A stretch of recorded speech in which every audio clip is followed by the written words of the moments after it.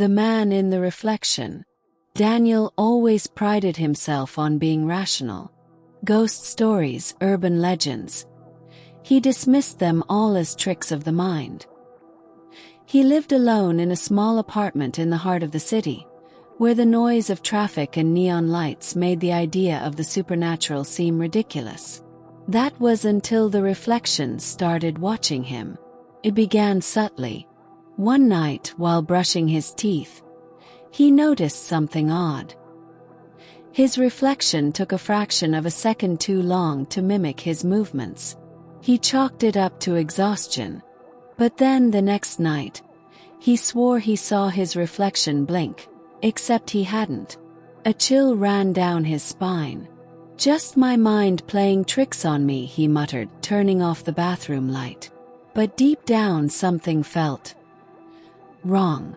The first signs. Over the next few days, the disturbances grew worse.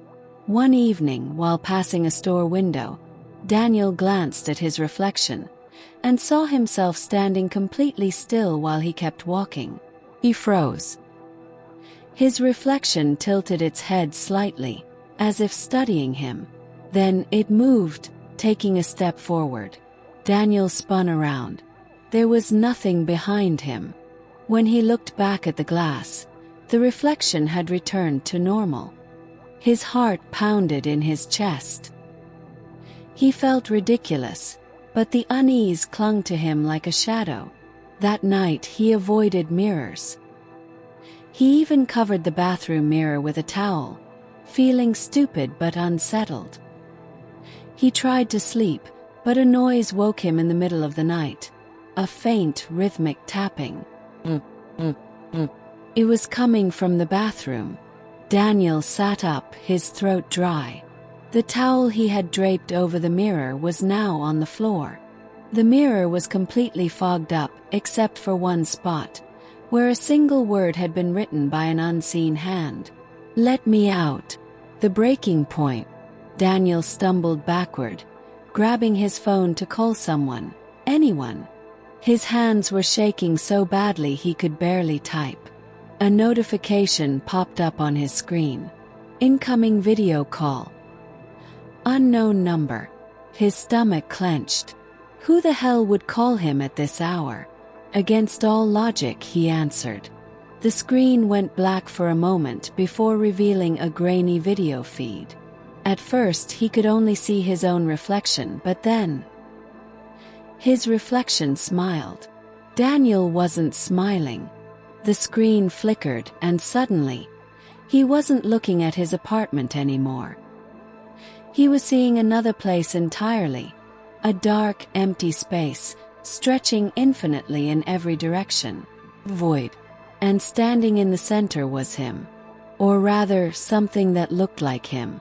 His own face, but twisted. The eyes were too dark, the smile too wide. The figure waved slowly, then whispered, its voice distorting through the speaker. Almost time to switch. The screen cut to static. Daniel dropped his phone. His breathing was ragged, panic clawing at his throat. He ran to the bathroom, gripping the sink for support, and dared to look into the mirror. First, everything seemed normal. His reflection looked terrified, just like him. But then, it slowly straightened its posture, while he remained frozen. And then it spoke. "You're in the wrong place, Daniel." Before he could react, hands, his own hands, burst from the mirror, grabbing his wrists and pulling him forward. He screamed, struggling, but the force was overwhelming. His face pressed against the cold glass, and then, a switch. Silence. Daniel blinked, heart pounding. He was standing in his bathroom, looking at the mirror. Everything seemed normal. The city noises outside hummed softly, cars passing in the distance. He let out a breath, shaking his head. Jesus! What the hell was that? He muttered, rubbing his temples. A dream. Then he looked down. His hands were covered in glass dust. And from inside the mirror, A distorted reflection stood motionless, its lips curving into a slow, knowing grin. The final days. First, Daniel thought he was fine. Everything was the same. His apartment, his job, the people on the streets. But then, he noticed the differences. The city lights seemed dimmer. The streets felt quieter, emptier. The people avoided his gaze, as if instinctively unsettled by him.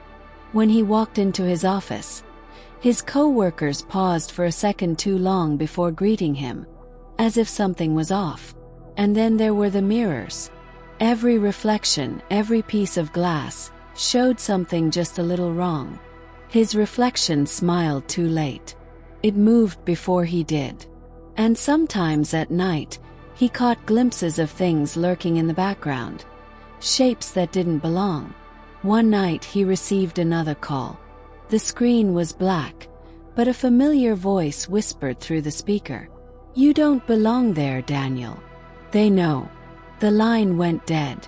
And outside his apartment, footsteps echoed in the hallway. Low, deliberate. Daniel turned off the lights and locked his door. He pressed his back against the wall, heart hammering in his chest.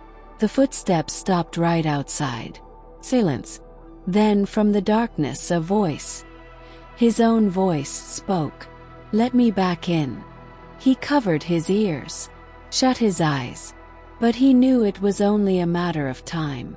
The city wasn't his anymore. And soon neither would his life be.